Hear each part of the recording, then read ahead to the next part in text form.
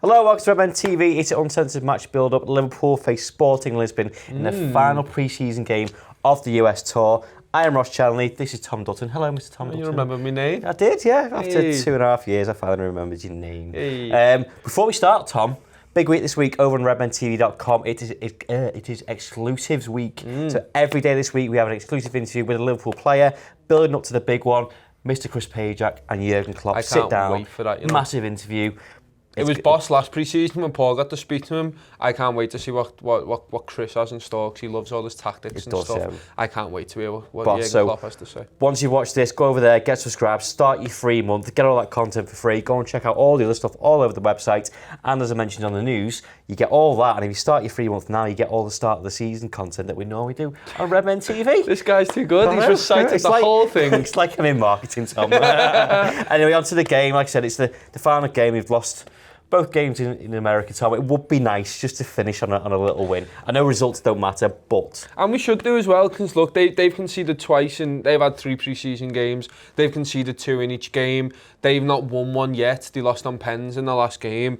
It says here Bruno Fernandes plays for them, and he does, and he scored in 3 and 3. 2 of them were penalties, but it's going to be nice to see us coming up against these players. Look, we have been linked with him as well, you know what I mean? Really talented man. A case of Jurgen Klopp going over after the game, giving him a hug, and then just not letting go. You know what I mean? Just saying, hey, January, you're not coming in the summer, but it's going to be nice to see us get tested in defence. And I think, Sevilla gave us a test.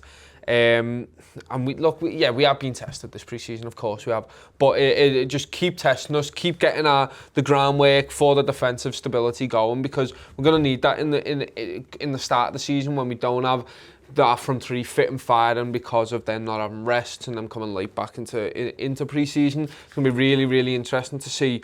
I really just want a clean sheet. I think that's what we go for in this game. Obviously you want goals, you want your attack to be free scoring, but lock it down, get your defence back in shape, get your defensive midfielders back in shape, starting up for the start of the season. Yeah, I think it'll be interesting this one, because obviously the Dortmund game and Sevilla game were quite close together. It was hot over there by all places. I know we've seen the lads' content, and we've spoken to them. It was like, it's hot over there. Yeah. New York, it's a bit more cooler. They've had an extra day's rest. Okay, they've travelled a bit more, but it suits them a bit more. They can play a bit more game time. They can get into the game a bit more.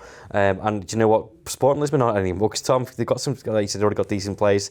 2 players that play for them, former Liverpool players in there. Who are they? Thiago Ilori and Rafa Camacho. Camacho will be an interesting one to see. It will be. If he plays and where he plays after his little outburst. Yeah, I tried to see the lineups of the team, because obviously I didn't watch them, but I tried to see their lineups in the past few games. Nothing. If someone can find that, please show me, because I am very interested in who they did play and who they will play against us, just so I can see if they do play, especially Thiago Ilori. It's been a while since I've heard that man's name. I think he was on a quiz that I was doing the other day of players Liverpool have signed and stuff, and I was like, oh yeah, Thiago Ilori. But it is going to be interesting, because look, they finished 3rd last season in the Portuguese league behind Benfica and Porto. They were 11 points behind Porto, was 2nd, and look, we battered Porto last season, so it will be interesting to see what our level is going to be and whether we can get back to that level. Obviously, I mean, who do you want to see starting in that? Do you want to see, I mean, it's obviously going to be the same. It's going to be youth mixed in with our old school players, but do you want to see more of a first team now, getting close to the season? I don't know. I think this game is potentially the last game for those youth players to kind of shine, or get a longer run, because you think towards the Napoli game, the Lyon game, that's when you're building up, and those players, 13 players, need to start playing more than 60 minutes and kind of push themselves to be ready for the 90 minutes. Yeah. So I think it will be a lot of youth, and if Marnie's not back till afterwards, the Community Shield, someone's playing for his spot. I want to see a bit more of Ryan Brewster. I'm gutted for Larouci, but it also opens up the opportunity for Adam Lewis to kind of start at left back, because I know he's been playing a bit more of a left wing role. But I think it'd be youth time to shine, and kind of be their last one, and kind of like a goodbye in the America tour. Yeah, no, I think that too. And look, it's like Curtis Jones, players like that, where this is a big one, putting themselves in shop window for loans kind of thing, and just going, look, I want to be more developed. I want to get more chances to prove myself during the next season, and it is going to be the last time they get on the pitch playing football for the first team for a while, unless they impress in training. I'm sure, look, they'll all be pushing for that. Obviously, they will be, but it is going to be very interesting. Has anyone shown signs of you that should be a definite start for this game, or someone who's put the nose in front to be in contention for a Liverpool matchday squad? No, I mean, everyone's been playing at a good level. Larouci would have been the one, and it's such a massive shame for him. Glatzel as well, it's been a massive shame for him. He got injured in the first game against Tranmere, and these players who looked really, really promising now probably aren't going to get another chance until they go into training. Larouci, like I say, would have been the one. Adam Lewis, I cannot wait. You were saying about him then. I cannot wait to see what he can do. But again, it's another thing for Brewster. I know we've spoken about him in every single one of these build-up shows, and we've spoken about him after every single one of these pre-season games. It's massive for him. If he wants to be this player that Jurgen Klopp's kind of built him up to be fair, and he's put him all over the advertising. I know he hasn't, but he's been all over the advertising boards. He's been bigged up as this man who's going to be taking over from Daniel Sturridge. Has he scored 4 in 4? Let's say that. I've got no idea. Probably should research that. Sorry, everyone. Someone please tell us in the comments in a ready caps lock, loads of caps, and tell us that we're wrong and horrible at our jobs.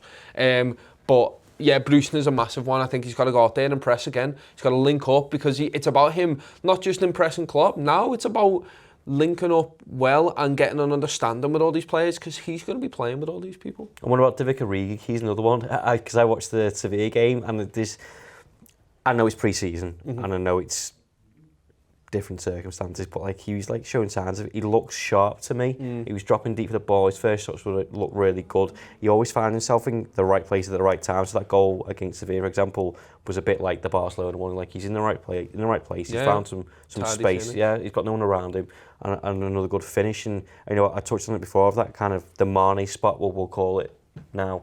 You know, I think he's putting a good name in there, really. Yeah, he must be riding so high as well. He's not the man who won us the Champions League, but he won us the Champions League. He scored that goal to send us away. Gave me one of the best moments I've ever felt in my life. Every single Liverpool fan loves him, reveres him.